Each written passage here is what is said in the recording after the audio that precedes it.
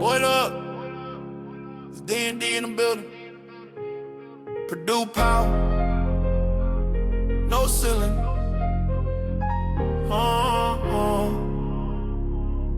Yeah. Double D back, that's Derek and Dalton. Talking gold blood, Mackie Ben Moulton. Black and gold dreams, banners we folding. Paint crew loud, every rim gets swollen. Stats so clean, you think it's a scheme. History books get per the screen. From humble to E-Day, legends on replay. We run through Mars like it's just another weekday. Double the energy, talking that legacy. Boiler boys cooking, no recipe. Microphone magic, rivalry static. We breaking it down, keep it cinematic. You want the heat, better tune in fast. Dude, knock that smile up. Welcome back to the Double D podcast. My name is Derek, and this is my co-host, looking creepy as ever, Dalton. Today we are going to preview Purdue taking on Auburn in the Indy Classic in Indianapolis, coming up this Saturday at 6:30, I believe. Conveniently for me, perfectly before the Bears and Packers game. Really excited for this one. This is a get-back game from last year where Purdue got just flat-out boat raced. I did just see Bruce Pearl basically say in a little clip that they just beat our ass. No, what did he say? He said bitch slap. They bitch slapped us. So hopefully that's a little bulletin board material for the guys too. And we can go in and bitch slap Auburn coming up in a couple days here.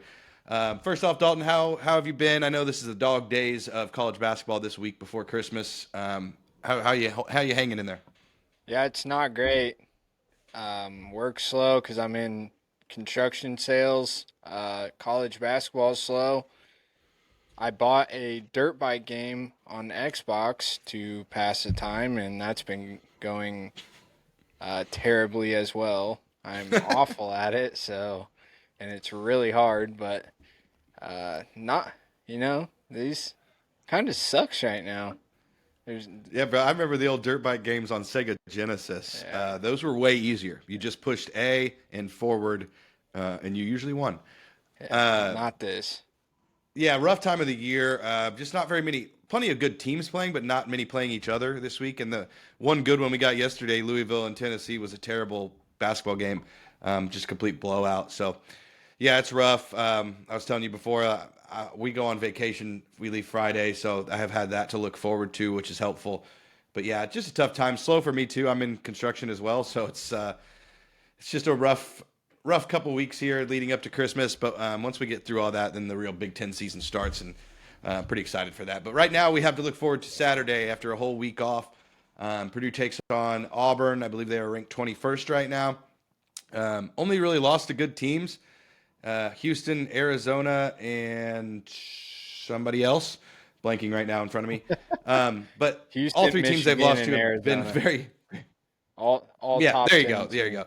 So top 10 teams, however, they did get absolutely slaughtered by Arizona and Michigan. So haven't performed really that well. Even the Houston game, they didn't really look that great. Houston just had a pretty rough night. Neither team shot very well. But that being said, it's still Auburn. They still have athletes. They still have very good players. Keshan Hall and Tahad Pedford, obviously the head of the snake with them. Very good combo. Keshan Hall is just a dominant all-around basketball player, scorer, can do a little bit of everything. And then Tahad Pedford, although hasn't shot it very well this year, is capable. Not really a team with a ton of like elite passing or ball movement. It's a lot of one-on-one, let your stars be stars, high tempo. They can score in bunches, so they'll go through moments of just being pretty bad, and then they'll go on a 10-0 run like it's nothing very quickly. They just have the athletes. They have the star power to go do that. They're kind of opportunistic defensively. Not a great defensive team by any means. They're like 90th in KenPom on defense. They don't have like elite size. They just do things in their own little way. And last year it looked a little bit different because they had Janai Broome, one of the best college basketball players in the last 5 years or so. And they don't have him now. So definitely a different team. They only returned 11% of their scoring from last year. So Very, very high level of new faces. What are your first thoughts on them? What do you think of what they might pose as far as a threat to Purdue? Yeah, they've had some good wins. Beat Oregon, beat NC State, who's pretty decent this year, and they beat St. John's, which, depending on which St. John's team you get, can be very good.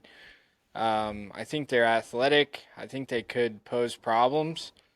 What my game plan would be is probably what we're not going to do is post feed all night. I think that's a slick and easy way to beat them. They they are pretty fast. Their adjusted efficiency on offense is 122.9, which is 13th in the country. Via Kim Pom, I mean, they don't turn it over a lot. They're 70th in Kim Pom on turnover percentage, so we can't beat ourselves. That's my initial thought on the game. I mean, we can dive in more, but I don't think we can beat ourselves. They average about 8 steals a game, so can't have turnovers with a team that averages 8 steals a game. Yeah, well, they're kind of like Iowa State in that fashion, not every fashion, obviously, but they do force turnovers, and I think they're like second or third nationally in non-steal turnover percentage. So they don't turn the ball over very much, especially by themselves. So they protect the ball at a pretty high level. A lot of that comes with the fact that they don't pass the ball a lot and very well. So it's a lot of one-on-one basketball, like I mentioned before.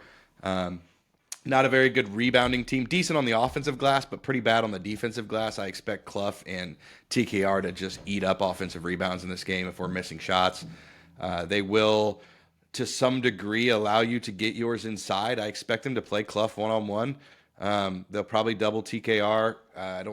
Keshan Hall, though, is a pretty decent matchup for TKR, but I don't think they're going to want to let him get in foul trouble, because if he goes down with foul trouble, they are screwed.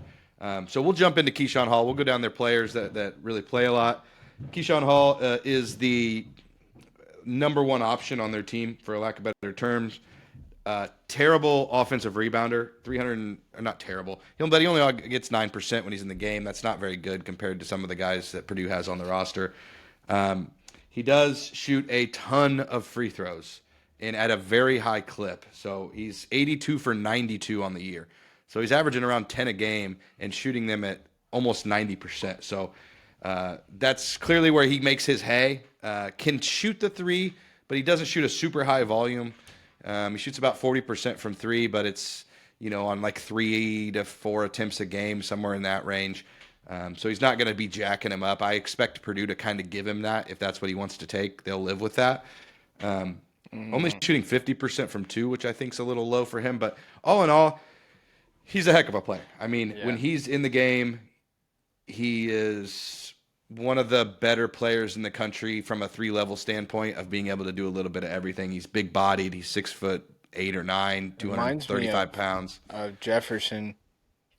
Very similar to Jefferson, yes, as far as we didn't have a great time with him, so.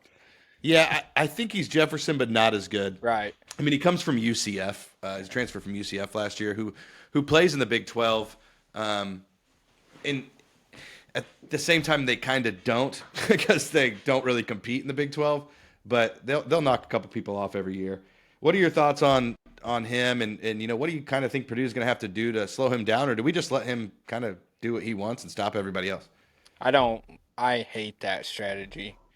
I've always hated that strategy because guys like that can get really hot. The guy's averaging 21 points a game. You don't want somebody. Then the rest of the team feeds off that energy. And whether you think you're shutting everyone else down or not, we're probably not shutting everyone else down. So that one guy strategy doesn't tend to work out very well. You got to figure something out. I don't know that I even put TKR on him. TKR is so slow laterally. I don't even know about that. I might put a Jakari on him or a Benter on him, just Yeah. to be laterally quicker and play. But if he's a banger in the post, which from what I've seen he loves to bang in the post, we may have to. But I don't know. A player like that's hard to decide what to do with. I'm sure Painter's got plenty of scouting on him. We come off of a week layoff, but what always worries me about playing in places like Gamebridge is the distance factor. Looking at the rim or how far the crowd is behind the backboard always poses a challenge, and I hear shooters talk about that a lot. It's a big difference, and I know the last time we played in Gamebridge, we didn't have a good time. Well, we did. Me and you. Yeah, me and you and your dad had a great time, but Purdue did not have a good time last time. So Yeah, I think the way to stop him, I do think TKR guards him. They're a perfect matchup. They're both 6'9", 240. But what I think we do is we kind of funnel him into Clough when he's got the ball. So we then kind of double. Their other bigs are not super dangerous, and they're not really shooters either. So you get a guy like CJ to guard Pedford and shut him down, and then kind of let TK hang around. If he starts getting in foul trouble, you do some flip flopping. But again, my funny thing I was looking at, Keshan Hall's been great, right? But in the three biggest games, Arizona, Michigan, and Houston, he hasn't really been that great. He shot 2 for 7, 3 for 7, and 6 for 13 in those games. A combined 11 for 27, not great. Didn't rebound terribly well. Had 4 rebounds, 5 rebounds, and 11 rebounds. So when he's playing the highest level, which I consider Purdue in that kind of category, he hasn't been great. He has dominated. I mean, against Bethane Cookman, he had 28 and 8. Bethune. Against Merrimack, he had 25 and 14. Wofford, he had 20 and 11. So he's eating up against these little mid-major programs, but against the bigger schools, he hasn't really been terribly effective. So that leads me to believe that, his 3 lowest offensive ratings of the year were in those 3 games. Yeah, stat padding against the little fellas. Yeah, exactly. And in those games, he still shot a lot of free throws. Heck, in those 3 games, he was 20 for 21 in those 3 games. So he's still getting to the line, but that's all he's getting. Yeah. Because teams that have good big guys and a good offensive or defensive system and a good coach will scheme against him and know exactly how to shut the guy down. So I expect Painter to do that. I really don't think if he has a great game, I think it's only because we shut everyone else down and we forced him to go one-on-one and he just hit some crazy shots. But I just don't see a world where, from what I can see, he destroys us or anything alone. He's just not built to do that against a team like Purdue. Right. Do we see a game where TKR Are you live? gets early foul trouble? What? Hold on. I don't think so. I think TKR eats in this game. I think TKR absolutely goes nuclear, probably somewhere in 24 to 28 points, 12, 13 rebounds. I just feel like this is a game where a guy like Keshan Hall ain't ready for a dude like TKR. And if he is, he's going to be in foul trouble real quick. Yeah. Well, we've seen it with TKR before facing a decent big, and he gets into early foul trouble, and then we don't have him, and we haven't seen it this year, luckily, but that TKR still exists in his head. It does. It's still in there. We'll see how that matchup goes. Let's move to Pedford real quick. He's the other, obviously their second option. He is a point guard, but I wouldn't call him a true Braden style point guard. I mean, he's only got a 15 assist rate, which is very bad for a point. I mean, that's lower than like 4 or 5 guys on Purdue. For instance, Braden's is 40% assist rate. So he's not necessarily a distributor. He's a one guy. I'm going to take the ball and I'm going to go try to score when I need to. He takes 30% of the shots when he's in the game. Just one of those guys that's going to go do his best to get his. He's only shooting 32% from the 3 on a very large volume of 3s. Only shooting 44% from 2. Does take a decent amount of free throws. What are your thoughts on Pedford? Obviously, I think CJ will get that matchup in Jakari when CJ's not in the game. I mean, he's balled out in the big games this year. Um, Against Arizona, he had 30 Yeah. points. I mean, that's tough. Uh, he did struggle against North Carolina State. St. John's 27. Uh, I just think he's a big physical guard. Um, I don't think he's a great point guard. Like everyone was putting him in the point guard of the year talks early. He's not. He's more of a shooting guard that brings the ball up. I think Yeah. he had 16 against Michigan, which I don't know. If you shoot enough, something's gonna go in. I I don't like Pettiford. I've never liked him. Never been a huge fan of his play style. He's a one-on-one matchup guard. Um, I but I think Auburn plays that style of ball, and I think they're gonna muck it up, and I think it'll be a physical game. CJ or Jakari on Pettiford to keep Braden fresh. I think I think that CJ will probably be a better defender on him because he's quicker than Jakari, and Tahad has a quick first step, and he will just jack a three right in your face whenever he wants to. So you got to respect it. Those two guys could be the difference maker in this game. They don't, obviously have a ton else. So Yeah, Tahad Pedford, to me, one of his player comps on Ken Palm is KJ Simpson from Colorado. If anybody remembers who he is, he's a guy that could go off for 30 any given night, but it always seemed in the games where he did that, it wasn't necessarily the best for the team. right. Because that means he's playing a lot of one-on-one iso ball, long shots that if they miss, they're going to be deep rebounds, and then you're not getting anything on the inside.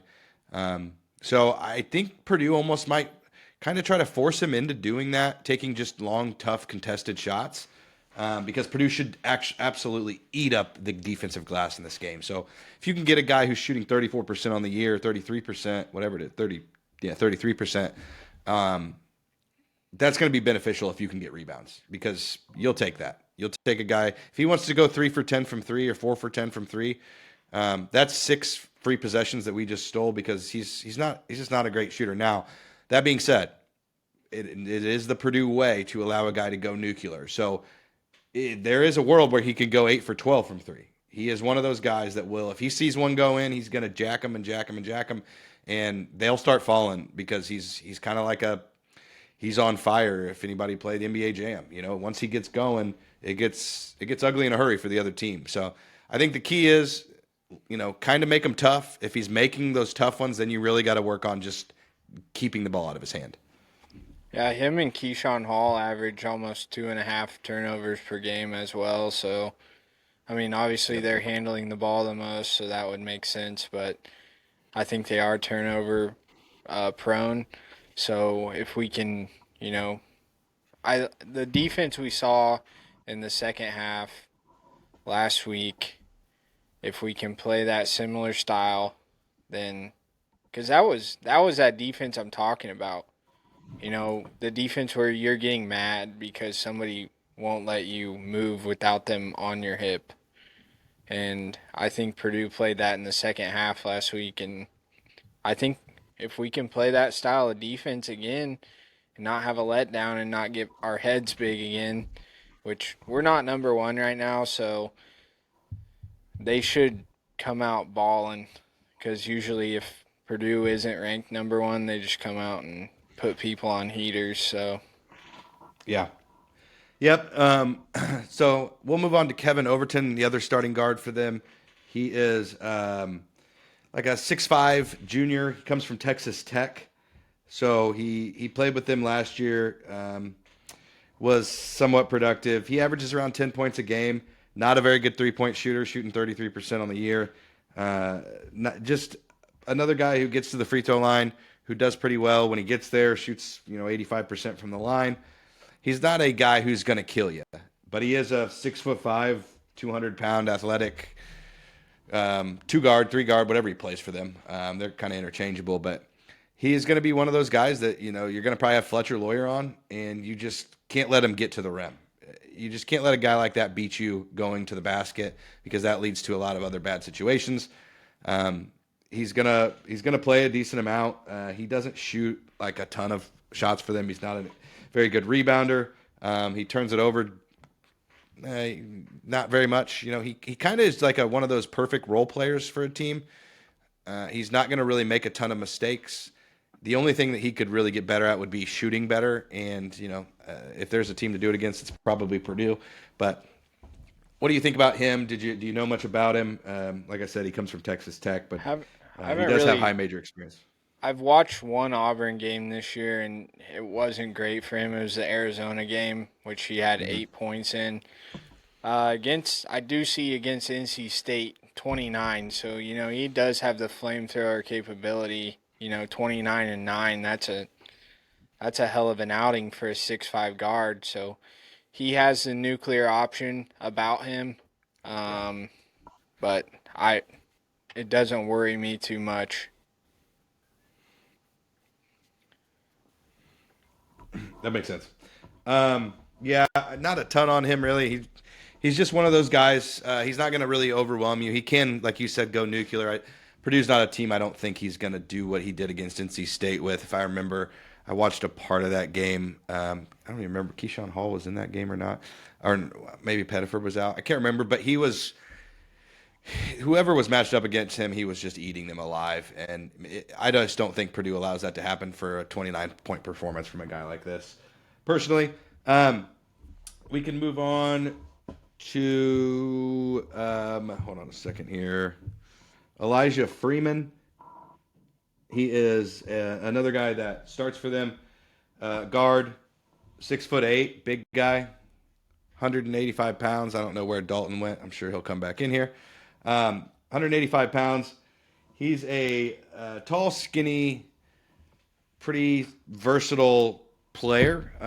However, he's essentially a freshman. He didn't play last year. He is probably going to be a pro at some point. And Dalton is back now. Sorry, just rambling. Internet troubles. It's okay. We're talking about Elijah Freeman here. So He's from Palm Beach, Florida. I can't remember, but I feel like he came from D2 or D3 level. Let's see. Has the build of a real player, 6'8", only 185 pounds, so a pretty skinny guy. Doesn't do like anything crazy. 9 points, 5 rebounds, 1 assist, but a guy that has you'll see it when you watch him, has an immense upside. Just not quite there at this point in his career. Shot the three pretty poorly. He's like 28% from three. Shoots well from two, but most of that's just kind of putbacks and driving, slashing stuff. So this will be an interesting matchup for Purdue.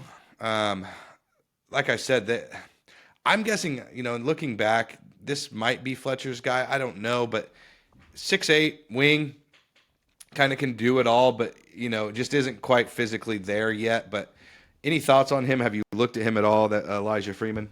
I haven't. I have no notes on him at all.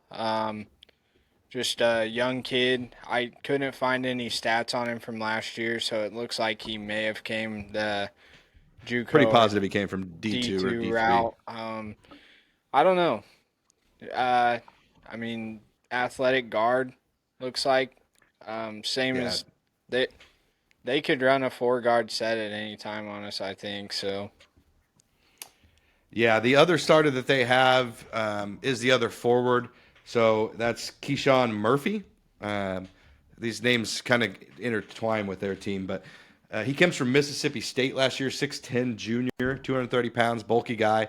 So they don't have like a true – they do have one deep on the bench, but they don't have really a true 7-footer. They go 6'9", 6'10" at the forward. He is, however, a solid player, senior. Comes from another high major program, averages 10 points, 5 rebounds, almost 6 rebounds. Shoots almost no threes, mostly twos. Not going to overwhelm you from any standpoint. He is pretty good at rebounding. He's probably their best rebounder, true rebounder. So I don't know. Did you have anything on him? But he's one of their best offensive rated players on their team. I don't, honestly. Like, outside of Hall and Pedford, don't know a lot about Auburn, to be honest with you. I mean, I can read box score stats the same as anyone else, but I'll probably spare you from that. He's a big athletic guy, just like Auburn likes to have. I'm sure he was recruited by Bruce Pearl or and or Steven, and I'm sure him coming from a high major program, he'll be an issue. Yeah. If we allow him, I suppose. So Yeah, I'll hit on a couple last players, and if you have anything to say at the end, you can. Philip, I think it's Philip Jovic is from Bosnia, 6'8" forward. He is a freshman, but an international guy. Pretty solid player. Actually, probably their best offensive rebounder. Very aggressively goes after offensive rebounds. Shoots mostly twos. He shot 2 threes on the entire year. Hasn't made a single one. But he does shoot 67% from two. He's not going to play a ton. He plays around 18 minutes a game, but he's also one of those guys that can come in off the bench and just be a physical specimen to kind of pound with like a TKR if you see Hall get into some foul trouble. So a name that you're going to see come into this game, not somebody that's going to kill you offensively. He's not going to come in and score 25. It's just not who he is right now as a player. He's not going to shoot threes. He's really a perfect matchup if he does come in the game for TKR because TKR doesn't have to guard the three-point line against him. So I have no real worries about him being in. And then the last guy that I want to really hit on is kind of a bench guard, Caden Magwood, another freshman, 6'2", solid little player. Doesn't play a ton of minutes, only plays about 10 to 12 minutes a game, but a guy that can come in and he's going to put threes up. He hasn't shot super well in the year. That's kind of a theme for Auburn from three, which is just setting up perfectly for them to just put in about 25 against Purdue. But a guy that you're going to see come off the bench, another quick guard, freshman. They play a couple freshmen on this team. The freshmen they play like freshmen. They don't have a Boozer or somebody like that that's going to come in, or even a Wagler from Illinois. Like there's nobody like that, but they do have solid freshmen who can come in, who can play a role, and on any given night, could be their night. So you got to keep an eye on those kind of guys. But for the most part, like you said, and like you noted that you've paid attention to, Keshan Hall and Tahad Pedford are the two-man wrecking ball that is Auburn. When they win, it's because those two guys come in and just dominate. yeah, I noticed their last Do one. you have was anything on those other Saturday. two dudes? Not really. I did see their last win was a week ago as well, so they're coming off of a long break as well. And sometimes it can be hard to get the motor going, after a long layoff like that. So they may be dealing with that as well. But they're so athletic and fast that like guys like that can get to the bucket whenever they want, like a Pettiford style. So even if they're starting off slow, I look for them to, whereas we'll start off slow and we'll keep shooting threes for 15 minutes. It's like until Yeah. we decide to start feeding the post. So I'm hoping that we just decide to annihilate them off the bat and just feed Clough and TKR, get their big guys in foul trouble.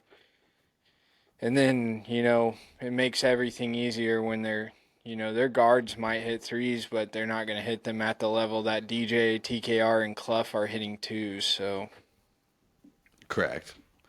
Yeah, and they're a team who, when they do get rebounds, they will try to push it, but it's not like an organized transition. Like when you watch Purdue run in transition, it's Braden coming up the middle, Fletcher going to a wing, CJ to another wing, and then the bigs funneling on the lane.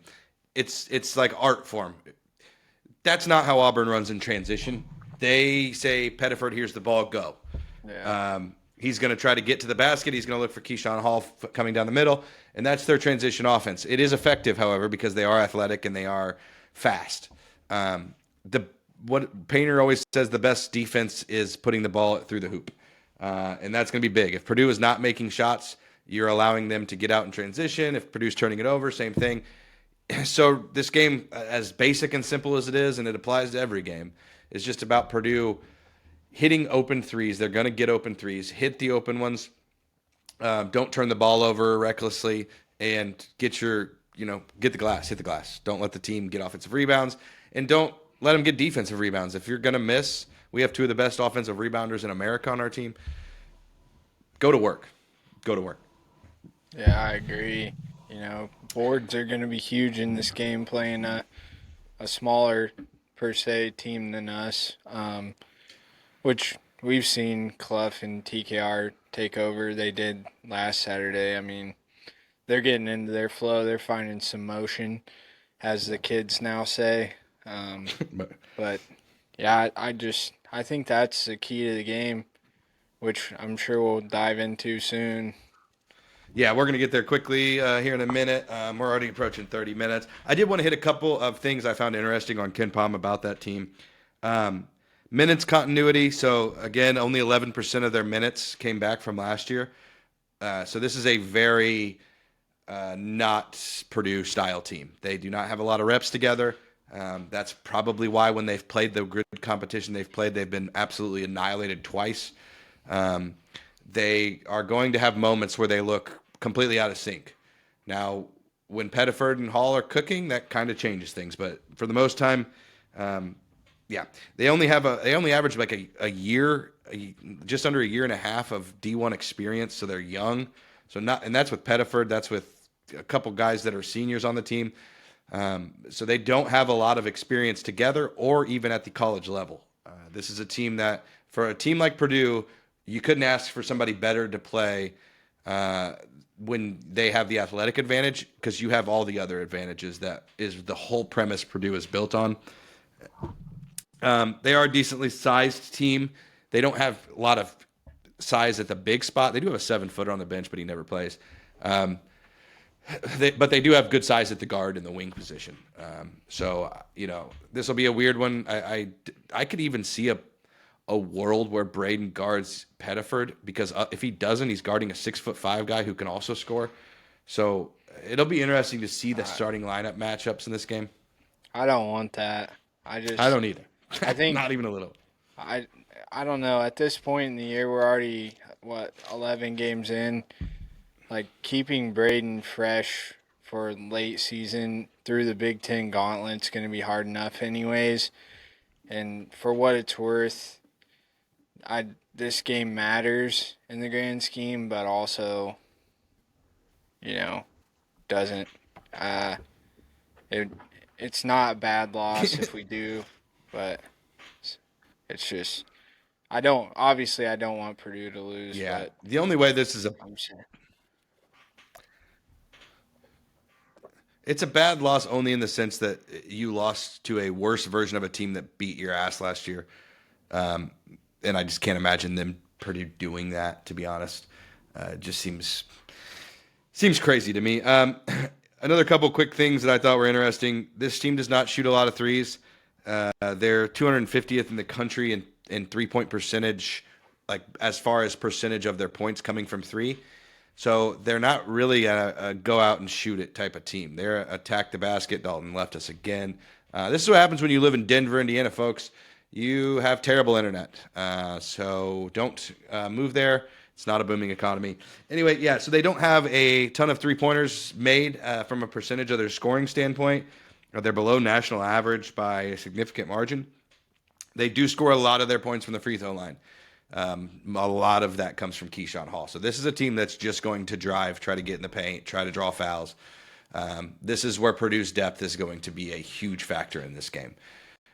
Having the three bigs instead of one like we had last year will be massive. Having Jakari and Omer on the bench to spell Braden and CJ in the event of fouls will be huge in this game.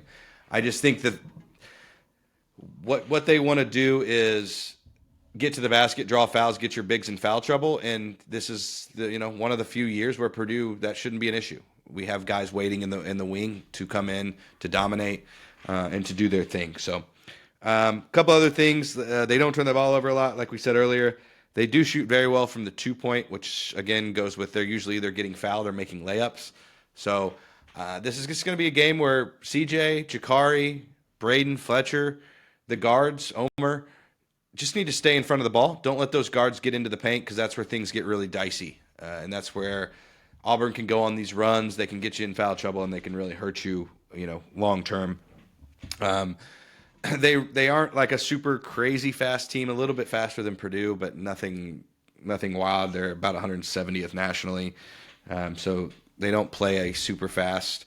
They will play fast if you allow them to. So if you're allowing long defensive rebounds and you're not getting back in transition, if you are making, live ball turnovers, those kind of things, it really does hurt, and is really going to affect the ability for your team, for Purdue, to keep the ball in front of them. So, big thing there. While Dalton's gone, I will just real quick throw in here, please, if you're watching, like and subscribe. Share our videos on your socials if you would. We really appreciate it. We really appreciate everybody who does watch our videos. And as soon as Dalton comes back, and it looks like he's about to, we will get into some of our key takeaways, what we're looking for in this game. Hello, Sorry, man. Dalton. Sorry, my It's okay. internet is messed up. I told everybody you do not move to Denver, Indiana. You just I guess don't do not, man. I've never had internet issues before. Sorry about that. Sorry if my connection's been a little bad this entire time. I just restarted, No, so it's fine. hopefully we're good to go. Thanks for bearing with us, but yeah. What are we diving into now? I'm going to hit a couple things, and then we'll go into kind of like what our game plan, defensive, offensive, whatever you want to call it. Just a couple things I wanted to hit on that they do well that we maybe haven't already. We did hit on transition, so keep an eye on that. They like to run if the opportunity provides. If it doesn't, they will play slow too. I was saying, they're not a super high possession team. They like to go to Keshan Hall because he's good in the post, but not just because he's good in the post. He also rebounds well, and they seem to be a team that kind of rewards whoever's rebounding. In the games I've watched, which about 2.5 to 3 games, it's like whoever's rebounding well for them is the guy getting the ball on offense. I know that's an odd thing to say, but it's one thing that I have noticed, that when Hall's rebounding well, they go to him more. When their other big is rebounding well, they go to him more. So it's an interesting, I don't know if that's natural or if that's designed. You kind of want to get into their bench. This is a team that has a little depth, but it's youthful depth and it's not unproven depth. So if you can get through some of these big guys and get them out of the game with fouls or just poor shooting, it's a huge advantage.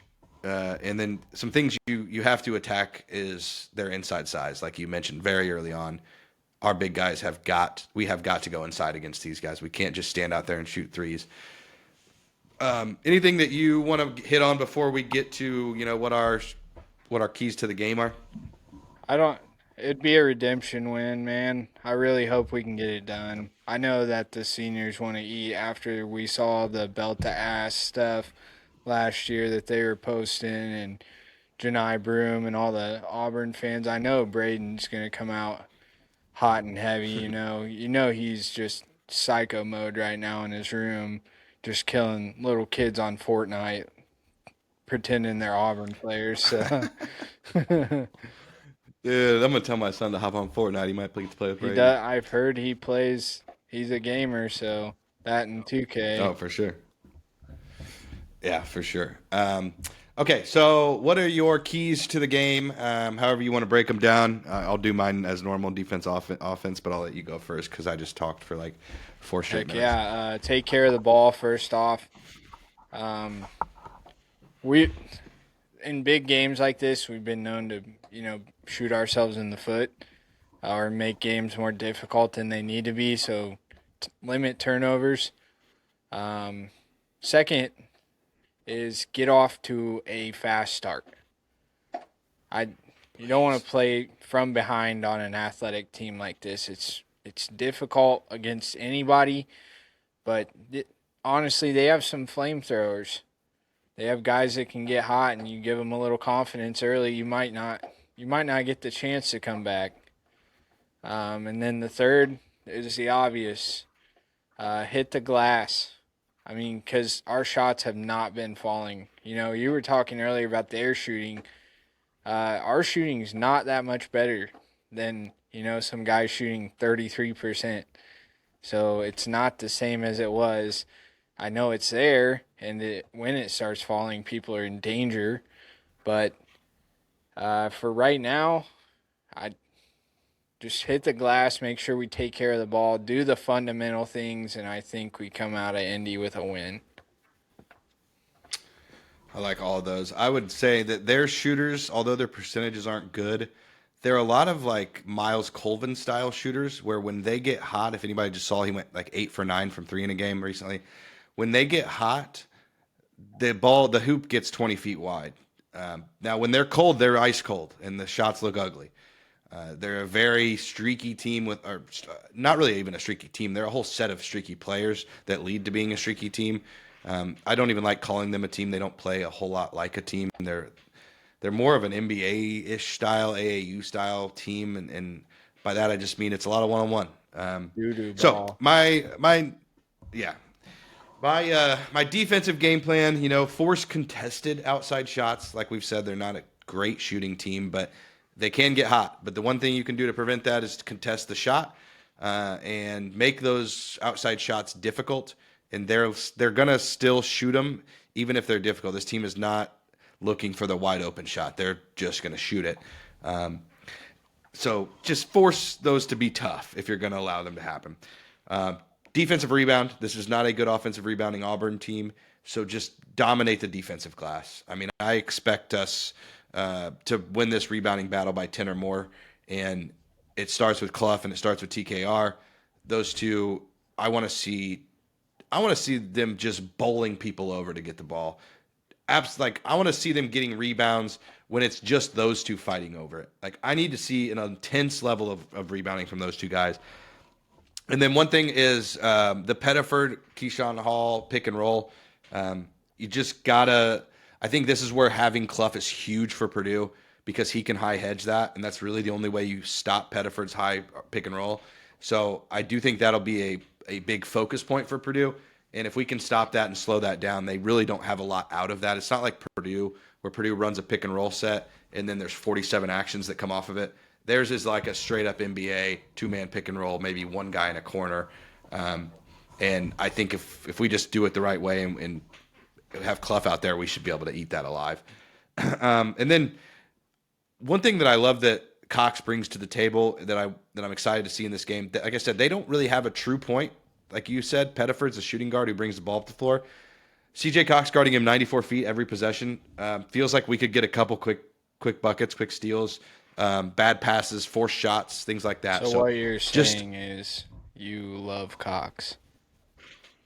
What I'm saying is I just hope Cox are all over the place. Oh, man. Oh, my God. Anyway, moving on. From an offensive standpoint, mine are very similar to yours. Attack the rim, go to the posts, don't live and die by the three, just eat them up and alive inside. We should be able to win the half-court possession battle. That just means don't allow offensive rebounds, don't turn the ball over more than they do. So I think that's something that Purdue can do. We're the better, more experienced, smarter team.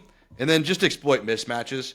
They're going to switch stuff, and there's going to be mismatches, whether that's Braden on a big or Oscar Clough on a guy that's 6'8", 185 pounds that they play at the wing. You got to exploit that when it's open, when it's there. You can't miss those opportunities. Lawyer could end up in some fun switches with some bigger 6'9" guys where he can get wide open from a three. There should be a lot of opportunities here for mismatches. They're one of those very few teams that technically has a little size advantage on the wing and stuff, but our size advantage inside is so much stronger, I believe, because that's where some of our best players are, that those mismatches on their end are not going to be the same as the ones on our end. Ours should be pretty much automatic buckets. Theirs won't be because Purdue is excellent in help.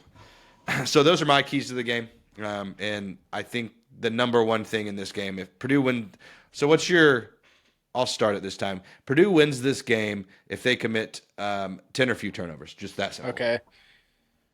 Purdue wins this game if TKR draws more than 5 fouls. I'm going to go out on a limb because we haven't seen TKR get to the line last year, dude lived and died at the line. Died a lot, too, there. Terrible, yeah. But he hasn't been drawing fouls. Not as much reliance on him has allowed, other bigs to stay in the game. Whereas last year, you might have 2 fouls on your big in the first 5 minutes because TKR went right at him. And I think if we can get that TKR back, you're gonna lose. So Just simply. You're gonna lose. I do think you're right, and what you just said just kind of triggered something in my brain because a lot of people have been talking, media heads, that Oscar Clough is eating into TKR's stats and what he's able to do. I think, and I even believe that to some degree. What I think we are waiting on, because everybody's been like, oh, Oscar needs to adjust. We need to give him time. We also kind of need to give TKR time to learn how to play the four next to another guy, because I think TKR is going to get back to that point. Even Painter talked about it today on the For Pete's Sake podcast. He said something about water finding its level. Maybe he won't be at 20 a game, but he said very soon he's gonna have some games. Right.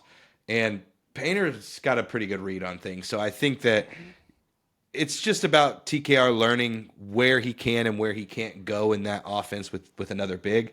And I think he's getting closer and closer to that. Oh, yeah. So what's the one thing Auburn can do to win this game? Ooh. Go flamethrower from 3. I think if Pedford scores 30, 35, which he's capable of, I think they have a good chance. Yes. Yeah, I think I'm going to go with something that they don't do very well, that I'm sure there's being emphasized because it's their only chance in this game, in my opinion. They have to beat Purdue on the offensive glass. So out-rebound Purdue from an offensive rebounding. Purdue's one of the best offensive rebounding teams in America. Auburn's not. That's the one place you can steal possessions. Yeah. If my offensive game plan, what Purdue can do is not turn the ball over, the only way Auburn can combat that is to dominate the offensive glass. Now, I don't know that they're capable, but if they can find a way to do that, I truly do believe they can win. I don't want them to, however. Real quick, I just want to go through the starters, and then we'll get out of here. Just one thing you want to see from each of our starters, and I'll get started here. Braden Smith, the one thing I want to see from Braden in this game is he's had a couple recent games with some higher turnover numbers than we're accustomed to recently. So I want to keep the turnovers 3 or less in this game. I think he plays more minutes. I think this is more like a 35 to 38 minute game for him. So I'm not saying 0, but 3 or less turnovers for Braden is what I want to see. What do you want to see from him? I think we need to see post-feed excellence and the pocket passes on the pick and roll, which we haven't seen a lot of this year, honestly. They're a thing of beauty, and I think we need to get back to that. Maybe hide Clough out down along the baseline and run the TKR screen and roll high off of them with the pocket passes, and then you have, the drop down to Clough, which is the advantage, and I think if Braden can get those pocket passes, he'll have a good day. Yeah, I kind of like that. I think that's still kind of what I was talking about with them learning is how to run that pocket pass with another big. Yeah. Because most of the great, the behind-the-back pocket passes we've seen have all been to Clough. Yeah. So that'll be interesting to see how that plays out. Let's go to TKR. I'm going to put this very simply. I want to see a 20-plus point game from TKR.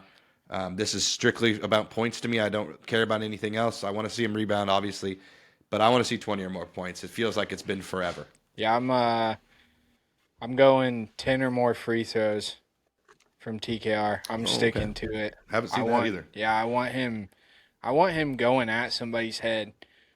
Stop with the push shots. Get physical, TK. Yeah, love that. Fletcher, he did what I said last game. I said I just wanted him to get out of that funk and make some threes. He went 4 for 8, so was happy to see that. In this game, I've been trying to figure this out, what I want to see from Fletcher. It was the hardest one for me to pick. I think I want to see the same thing. Get 8 threes up.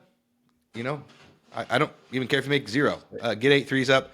I think that you will make more. I think Fletch is our best neutral court shooter, and that's because he is our best shooter, and that's shooting travels for the best shooters, but not for everybody else. So that's what I want to see. I think this could be another big game. Fletch hits 6, 7 threes, something like that. That's what I'm talking about. I do want a big game from our interior, but I think that interior causes collapses, and then you see dudes like Fletcher, they know how to get open on the outside. You got dump passes out and wide open threes. So I'm going to say I want to see over 4 threes made for Fletcher. Put money on it. Yeah, like that. Let's go to CJ. I have nothing that I want to see from CJ except I want to see him guard Pedford 94 feet the entire time he's in the game. Yeah, I want to see that stifling defense. Another guy he can lock down, baby. I want Pettiford have a bad day. CJ, if you listen, we're not on TikTok, but we are. So if you're on here, I kind of want to see. We need to put like a graphic together of the guys CJ's shut down and what their numbers have been. Against him. The CJ Jakari shut down. That'd be nice. Or C Jakari. Come see me. Yeah. Anyway, Sikari. I don't know what I'm talking about at that point. Sikari. Sikari. Yeah. Wait a second. Harris Cox. Harris Cox. Harry's Cox.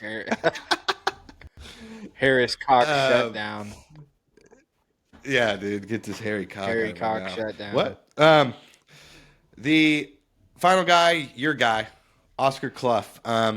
I think what I want to see from Oscar Clough in this game is, I'm trying to think of the right number I want to put on it. I want to see 3 assists and 10 or more rebounds. All right. I don't care about points. I want to see 3 assists and 10 or more. I think he's a great passer, and I think it doesn't get talked about, but I think that's what I want to see. I'm going to go 6 offensive boards. Yeah, I was thinking that. I couldn't come up with the right number. I think 6 sounds good, and I think that puts him at probably about 14 on the day total. 6 and 8. I mean, Auburn's living in hell if Clough gets 6 offensive rebounds. Like you said, he's a good passer. We haven't seen much of it because he's getting way quicker at just going quick trigger, going back up. Yeah, I don't want him to pass. He's going to go 9 for 9 every game. I love that too, but I mean, like I said, I think with the way Fletch can find space, once he learns that, ooh, you done. Yeah. Quick hitters, real quick. Memphis and Vanderbilt, by the way, is about to go into overtime. It's funny you called that on X. You asked if it would be their first loss, and it's going into overtime. I just thought Memphis is that team that can muddy it up enough, and they're not. Oh, it's 62-62. Yeah, it's a terrible basketball game. They're not scared of you. They're gonna make your life hell, and it's not gonna be a fun game. You might get a couple players hurt, so. Nothing has been fun about this game. Just quick hitters. What do you want to see from Omer? Omer, I mean, same thing as always. Pass the ball. Yeah, pass the ball. I want to see more assists than 3-point attempts. All right. How's that? I like that. That's going to be my new thing forever from him. Real quick, Daniel Jacobson. I think DJ could eat in this game. I want to see DJ just be physical. I'm not going to put a number on anything. Yeah. I want to see him stand his ground. Yep.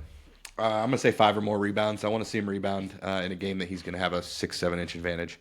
And last, if you have anything to say about any of these 3, Jakari, Murphy, or Benter.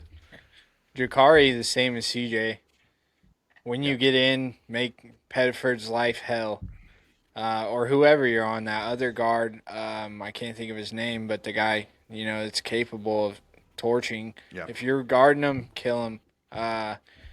Not literally, obviously, but hey, do what you no, do, I don't want any of that. But Murphy, come in, flame throw. Benter, do Benter. He's gonna Benter anyways. So yeah, I don't really have anything on those guys. Just do your role when you get in the game. Hit open shots if you get them. I did want to really quick before we get out of here say one thing because I think it's a weird thing that could happen because we saw it in a game or two before where a team has put a giant guy on Braden, and this team has I think his name's Overton. Kevin Overton is a big wing defender. He's like 6'8". He's not a very thick guy, but he is an elite defender, and he's 6'8" with a big wingspan. And I could see them giving that a try at some point during this game. So just keep your eye out for that because if Braden's torturing them in the pick and roll or just in general, I could see him doing something a little bit crazy like that. In that situation, do you think maybe we should run CJ just bring the ball up and get us into our offense. I think that's a smarter play, It'll mix it up and have that guy chase Braden around a lot because, like we've heard, Braden never stops moving. So that's a lot of energy for a 6'8" guy to expand. He'll be tired. Then I don't know. I don't hate that. I think if that's something that they go to and it's actually affecting us, there's also a world where Braden just torches the kid. He's a young guy. But if that is becoming an issue in future games, if, say, a team does have say we play Michigan and they put Yaxel on Braden, that's when you bring in Omer and CJ together and you run Braden completely off ball. Or take him out of the game for a minute and then bring him back in, make them work for it. But I just wanted to briefly bring that up. All right, let's get down to it. If we finish this in the next 5 minutes, we can get out in under an hour. What is your prediction for this game? I'm going to go Purdue 84, Auburn 73. Okay. I think that's pretty good. I think Purdue, outside of Auburn having an electric shooting night, Purdue's going to blow their fucking doors off. Sorry. I think this is 91, Purdue 91. Auburn does not have a good defense. Purdue 91, Auburn 63. Ooh. I think this could be a brutal ass kicking. After what happened last year, this Auburn team is not prepared to play a team with the level of discipline, continuity, togetherness of Purdue. They just aren't. I think it could be a generational ass whooping. Sweet. That being said, it'll probably end up being a 4-point game, which there's part of me, and tell me if this is crazy, I kind of want Purdue in a close game. We haven't been in one in a while. Even the game we lost was a blowout. I think our last close game was Memphis. Yep. And other than that, Auburn. We haven't been in a close game in a month. Yeah. So it wouldn't kill us to get into one before we get into the Big Ten season because we play Kent State after the break or after Christmas, and that ain't going to be close. So wouldn't hate that, but I just don't think it's going to happen. I think Purdue dominates this game. So, yeah. All right. Anything else you want to say on this game or anything in general? Any preachings of the Lord? No, man. Just check it out. Share it with a friend if you're still here. Help us grow. We've been coasting at 180 for a little bit now, so let's hit 200 hopefully by the end of the year while Derek's on vacation. So he has something to celebrate in Florida while the rest of us are in shitty Indiana. Looking at, shitty ground where the snow's all melted, just freezing for no reason. And I'm not even bitter. I'm not mad at Derek for doing this, but no, I'm just kidding. That's all. Way to send us home on a high note. Yeah, for sure. Oh, and I will be in Florida for the game, so I'll try to record a quick post game, on Sunday, if Dalton's available. It won't be super detailed. Hopefully, this game's a blowout, or there's not a lot of negative stuff to say because that's when we really get going. So, appreciate everybody who's watched this far. If you're still here, you're probably a loyal guy. I do want to, again, if you're still listening, thank you for joining the post game last time. If anybody else that's a loyal listener to ours wants to hop on sometime, please let us know in the comments. We are a fan-first podcast, so if you want to come on, you want to share your thoughts with us, we are more than happy to listen to them, and we're more than happy to go back and forth with you if you disagree with us. In fact, we prefer it. Oh, yeah. So really do appreciate you guys. Please hit the like button, subscribe button, leave us a comment, tell us your score predictions. We'd love to hear what you guys think, and let's go beat some ass on Saturday. Absolutely. Let's just leave it at that. Yeah. Boiler up. All right. Boiler out. Peace out.